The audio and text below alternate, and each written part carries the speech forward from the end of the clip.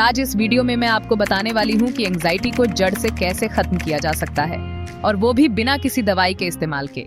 अक्सर मेरे पास क्लाइंट्स आते हैं ये शिकायत करते हुए कि उन्हें चेस्ट में बहुत दर्द है, अनकंफर्टेबल फीलिंग्स हैं, किसी की रातों की नींद उड़ चुकी है, कोई हर वक्त चिंता में रहता है, काम में मन नहीं लगता है, किसी को तरह तरह के डर सता रहे हैं, किसी को हर समय थकावट महसूस होती है, किसी के अंदर बहुत ज्यादा चिड़चिड़ापन आ गया है, सर में दर्द रहता है और ऐसा लगता है कि बस आंख बंद करके सो जाओ और किसी से बात न करो।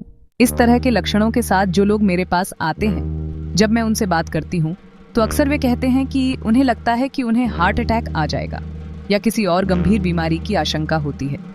कुछ लोग सोचते हैं कि कुछ ही महीनों में उनकी डेथ हो जाएगी। कुछ क्लाइंट्स ऐसे भी होते हैं जिन्हें मुंह में छाले हो गए होते हैं और उन्हें लगता है कि उन्हें कैंसर हो गया है। कभी भी कुछ सुन लेते हैं कि किसी को कोई बीमारी है तो उन्हें ऐसा लगता है कि अब वो बीमारी उन्हें भी हो जाएगी। अगर आप भी इन सारी समस्याओं से जूझ रहे हैं या आपके परिवार या दोस्तों में कोई ऐसा है जो एंजाइटी से परेशान है, तो यह वीडियो आपके लिए बहुत यूजफुल है। इसे अंत तक देखें ताकि मैं जो powerful tool inquisitive behaviour therapy IBT समझाने वाली हूँ उसे आप पूरी तरह समझ सकें। वीडियो को अपने फ्रेंड्स और फैमिली के साथ शेयर कीजिए। अगर आपने अभी तक मेरा चैनल सब्सक्राइब नहीं किया है तो इसे सब्सक्राइब कर लीजिए और बेल बटन को ऑन कर लीजिए ताकि इस तरह की महत्वपूर्ण वीडियोस की नोटिफिकेशन आप तक पहुंचती रहे और ये आपको मदद कर सकें। तो चलिए समझते हैं कि एंजाइटी हमें क्यों घेरती है। जैसे कि मैंने अभी बताया, हमारा बिहेवियर, व्यवहार इस तरह से बनता है कि जब भी कोई अनिश्चित या डरावनी स्थिति सामने आती है तो हमें घबराहट होने लगती है। ये घबराहट हमारे मस्तिष्क में रजिस्टर हो जाती है और हमारा दिमाग इसे एक यादगार अनुभव के रूप में दर्ज कर लेता है। जैसे कभी कोई खतरनाक स्थिति अचानक सामने आ गई या सड़क पर कोई जानवर तेजी से भागता हुआ सामने आ गया। ऐसी स्थिति में जो फीलिंग आई वो दिमाग में दर्ज हो जाती है और हमें अगली बार वैसी ही स्थिति में उसी तरह की फीलिंग आने लगती है। हमारी बिलीफ सिस्टम का हिस्सा हमारे खुद के अनुभवों और इंटरप्रिटेशन से बनता है। हम किसी भी परिस्थिति में किस तरह से सोचते हैं ये हमारी पहले से बनी धारणाओं पर निर्भर करता है। कई बार हमारे पिछले अनुभवों के आधार पर हमारा इंटरप्रिटेशन या सोच उस परिस्थिति के अनुसार होती है। इसी वजह से बार बार हमें ऐसा लगता है कि वैसा ही कुछ दोबारा हो सकता है और इसी सोच से हमारा व्यवहार उस तरह का हो जाता है। अब इसको मैं आपको एक केस स्टडी से समझाऊंगी। मेरे पास एक 35 वर्षीय महिला आई जो इस डर में जी रही थी कि उन्हें हार्ट अटैक आ सकता है और इससे उनकी मृत्यु हो सकती है। जब मैंने उनसे पूछा कि उन्हें ऐसा क्यों लगता है तो उन्होंने बताया कि उनकी मां की मृत्यु हार्ट अटैक से हुई थी। उनके पास एक वास्तविक अनुभव था जो उनके विश्वास प्रणाली का हिस्सा बन चुका था कि हार्ट अटैक का मतलब मौत हो सकता है। यह उनके दिमाग में इतना गहरा बैठ गया था कि उन्हें लगा कि अगर उन्हें भी हार्ट अटैक आ गया तो उनके बच्चों और परिवार का क्या होगा। इस डर की वजह से उन्होंने खुद को बहुत तनाव में डाल लिया था। उन्हें अपने बच्चों के भविष्य की चिंता सताने लगी थी, साथ ही अपने बिजनेस और करियर की भी। उनके मन में तरह तरह के विचार आने लगे और पिछले 10 दिनों से उनकी नींद भी ठीक से नहीं हो रही थी। उन्हें चेस्ट में दर्द महसूस होता था, घबराहट रहती थी और मन में बार बार नकारात्मक विचार आते थे। इस केस के माध्यम से मैं आपको कॉग्निटिव बिहेवियरल थेरेपी CBT की महत्ता समझाऊंगी। सबसे पहले यह समझते हैं कि कॉग्निटिव बिहेवियरल थेरेपी क्या होती है। ये थेरेपी हमें यह सिखाती है कि किसी भी स्थिति में हमारा इंटरप्रिटेशन या सोच कैसी है और वह हमारे व्यवहार को कैसे प्रभावित करती है। हमारे विचारों का हमारे भावनाओं और व्यवहारों पर बहुत गहरा असर होता है। इस केस में उस महिला को डर था कि हार्ट अटैक उनकी मृत्यु का कारण बन सकता है। इस डर ने उनके व्यवहार को इस हद तक प्रभावित कर दिया कि वे हर समय चिंतित रहने लगीं। जबकि उन्हें यह समझना जरूरी था कि हर चेस्ट पेन का मतलब हार्ट अटैक नहीं होता और उनके विचार उन्हें बार बार एक ही तरीके से सोचने पर मजबूर कर रहे थे। CBT वर्कशीट के जरिए हम ऐसे विचारों को पहचानते हैं और उनकी सच्चाई की जांच करते हैं। जैसे कि कुछ लोग सोचते हैं कि डायबिटीज के कारण उनकी स्थिति खराब हो सकती है, जबकि सही ज्ञान और जानकारी उन्हें एक स्वस्थ जीवन जीने में मदद कर सकती है।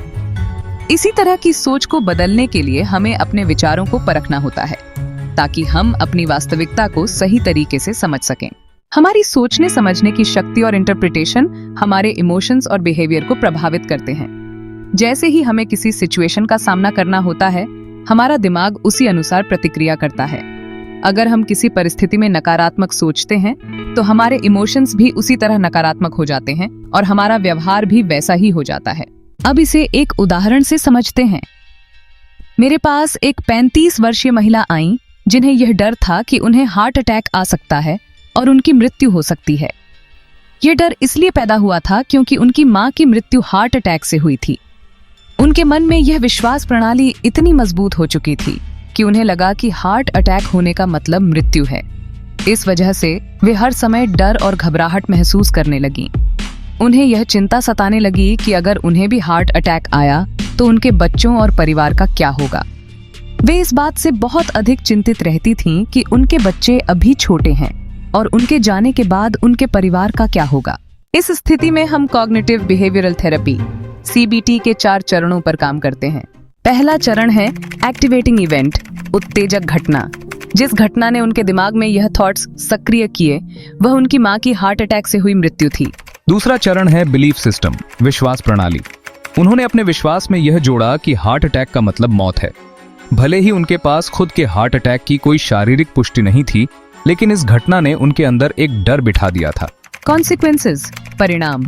उनके मन में इस घटना के कारण बहुत घबराहट और तनाव आ गया। वे हर समय खुद को थका हुआ और कमजोर महसूस करने लगीं। उनकी चिंता की वजह से उनका मानसिक और शारीरिक स्वास्थ्य भी प्रभावित होने लगा। चैलेंज द थॉट्स, विचारों को चुनौती देना। यहाँ CBT की मदद से हम उनकी इस सोच को चुनौती दे सकते हैं। जैसे उनसे यह पूछना कि उनके पास क्या प्रमाण है कि उन्हें हार्ट अटैक होगा, या यह कि उनकी मां का स्वास्थ्य और जीवन शैली उनके अपने जीवन से अलग थे। उनकी मां के पास कुछ अन्य स्वास्थ्य समस्याएं थीं, लेकिन वे खुद फिट थीं, योग करती थीं, जिम जाती थीं और अपने स्वास्थ्य का ध्यान रखती थीं। इस तरह हमने उनके विचारों को एक वर्कशीट पर लिखा जिसमें 5 कॉलम थे। सिचुएशन, वह घटना जिसने घबराहट शुरू की। विचार, उनके मन में आया नकारात्मक विचार। इमोशंस, इस सोच से उत्पन्न भावनाएं जैसे घबराहट और डर। वास्तविकता, इस सोच के पीछे क्या तर्क और प्रमाण है। बदलाव, उनकी सोच को कैसे बदला जा सकता है ताकि वे सच्चाई को समझ सकें और उनके डर कम हो सकें। इस अभ्यास से उन्हें अपनी सोच को तर्कसंगत रूप से देखने का मौका मिला और उनकी एंजाइटी धीरे धीरे कम होने लगी। CBT का मुख्य उद्देश्य यही होता है कि हम अपने नकारात्मक विचारों को पहचानें और उन्हें सही तरीके से समझने और बदलने का प्रयास करें ताकि हमारा मानसिक स्वास्थ्य बेहतर हो सके। जब इस महिला ने अपने डर और चिंताओं को साझा किया तो उनके विचारों का एक स्पष्ट पैटर्न सामने आया। उनकी मां की मृत्यु हार्ट अटैक से हुई थी और इस घटना ने उनके मन में एक गहरी चिंता उत्पन्न कर दी थी। वे अपने बच्चों और पति के भविष्य को लेकर चिंता में डूबी रहती थीं और बार बार खुद को दोषी मानती थीं कि उन्होंने परिवार के बजाय अपने करियर को अधिक समय दिया। उनके मन में यह विचार आने लगे कि अगर उन्हें भी हार्ट अटैक हो गया तो उनके बच्चों का क्या होगा। वे इस सोच में डूब गईं कि कहीं उनकी बेटी को भी भविष्य में ऐसी ही समस्या का सामना न करना पड़े। इस चिंता और डर ने उन्हें इस हद तक प्रभावित किया कि उन्होंने लगातार गूगल पर हार्ट अटैक के लक्षण और उससे बचने के उपाय ढूंढने शुरू कर दिए। उनके शरीर पर भी इस मानसिक तनाव का प्रभाव पड़ने लगा। चेस्ट पेन, सिर दर्द, चक्कर आना, तेज धड़कन और नींद न आना जैसे शारीरिक लक्षण महसूस होने लगे। उनका व्यवहार भी बदल गया और वे हर समय चिंता में रोने लगतीं और अपने पति से आग्रह करतीं कि उन्हें बचा लें। हमने कॉग्निटिव बिहेवियरल थेरेपी CBT का सहारा लिया ताकि उनकी इस सोच को चुनौती दी जा सके। CBT में यह बहुत महत्वपूर्ण है कि हम नकारात्मक विचारों को तर्कसंगत ढंग से देखने का प्रयास करें और उसमें वास्तविकता और तर्क का समावेश करें। इस प्रक्रिया में हमने निम्नलिखित कदम उठाए। 1. प्रूफ की तलाश। उनसे पूछा गया कि क्या उनके पास ऐसा कोई ठोस प्रमाण है कि उन्हें हार्ट अटैक आएगा। जवाब में उन्होंने स्वीकारा कि उनके पास इसका कोई प्रमाण नहीं था। वे कई डॉक्टरों से मिल चुकी थीं और सभी ने उन्हें स्वास्थ्य प्रमाण पत्र दिया था। उनके सारे मेडिकल टेस्ट भी नॉर्मल थे, जिससे यह स्पष्ट हुआ कि उनकी शारीरिक स्थिति हार्ट अटैक का खतरा नहीं दर्शाती। सच्चाई और तर्क पर ध्यान केंद्रित करना। जब उनसे उनके विचारों का स्रोत पूछा गया तो उन्होंने कहा कि यह डर उनकी मां की मृत्यु से आया था। हमने इस विचार पर ध्यान दिया कि उनकी मां की लाइफस्टाइल और स्वास्थ्य स्थिति उनसे अलग थी उनके डॉक्टरों ने भी कहा था कि उनकी शारीरिक फिटनेस और लाइफस्टाइल उन्हें हार्ट अटैक से सुरक्षित रखते हैं। यह ध्यान केंद्रित करने से उनके तर्कसंगत विचारों को बल मिला। नई सोच विकसित करना। हमने उनके साथ एक सकारात्मक सोच विकसित करने की कोशिश की कि मैं शारीरिक रूप से पूरी तरह से स्वस्थ हूँ और मेरे सभी टेस्ट नॉर्मल हैं। मेरे पास स्वस्थ जीवन जीने की हर संभावना है और मेरे बच्चों के साथ लंबा और खुशहाल जीवन बिताने का अवसर है। थॉट्स को चुनौती देना। हमने उनके नकारात्मक विचारों को चुनौती दी और उन्हें सिखाया कि कैसे वे इन विचारों को सकारात्मक सोच में बदल सकती हैं। जैसे कि मेरी माँ की स्वास्थ्य स्थिति अलग थी और मेरे पास फिटनेस और स्वास्थ्य को बनाए रखने के अच्छे अवसर हैं। मैं स्वस्थ जीवन शैली अपनाकर इस डर को दूर कर सकती हूँ। इस प्रकार धीरे धीरे उनकी सोच में बदलाव आने लगा। अब वे हर छोटी परेशानी को हार्ट अटैक के लक्षण के रूप में देखने के बजाय अपनी सोच को सकारात्मक दिशा में मोड़ने लगीं। इससे उनकी मानसिक स्थिति में सुधार हुआ और वे अधिक शांत और आश्वस्त महसूस करने लगीं। इस केस स्टडी में आपने देखा कि कैसे हमारी सोच और विश्वास हमारी भावनाओं और शारीरिक स्वास्थ्य को प्रभावित कर सकते हैं। सीबीटी वर्कशीट के माध्यम से हमने उन नकारात्मक और अवास्तविक विचारों को एक तर्कसंगत दृष्टिकोण से चुनौती दी। अब महिला ने महसूस किया कि उनके पास हार्ट अटैक का वास्तविक खतरा नहीं था, क्योंकि उनकी सभी मेडिकल रिपोर्ट्स नॉर्मल थीं और डॉक्टरों ने उन्हें स्वस्थ बताया था। इस तरह उन्होंने अपने पुराने नकारात्मक विचारों को छोड़कर एक नए विश्वास प्रणाली को अपनाना शुरू किया, जो उन्हें आश्वासन और आत्मविश्वास दे रहा था।